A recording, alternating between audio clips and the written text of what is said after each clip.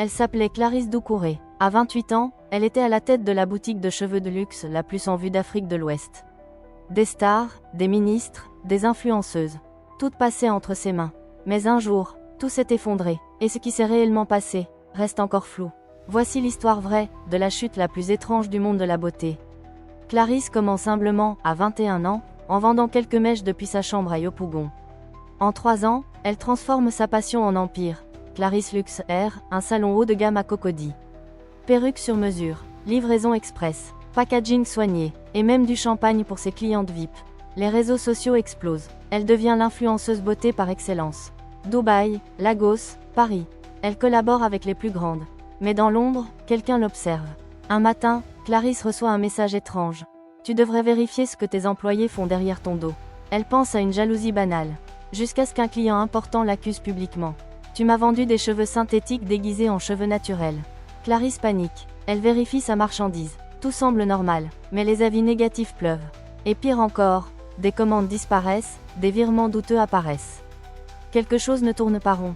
Elle commence à suspecter une trahison interne.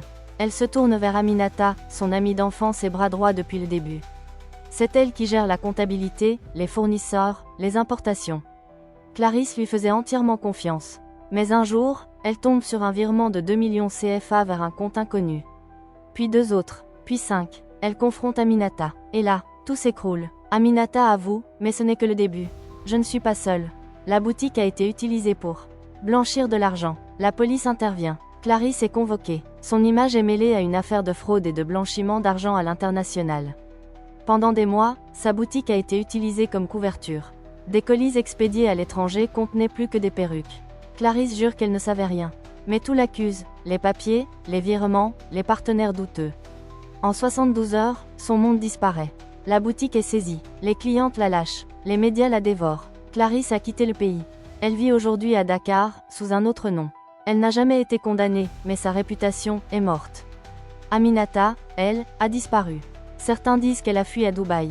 D'autres prétendent qu'elle était un pion dans un jeu encore plus grand.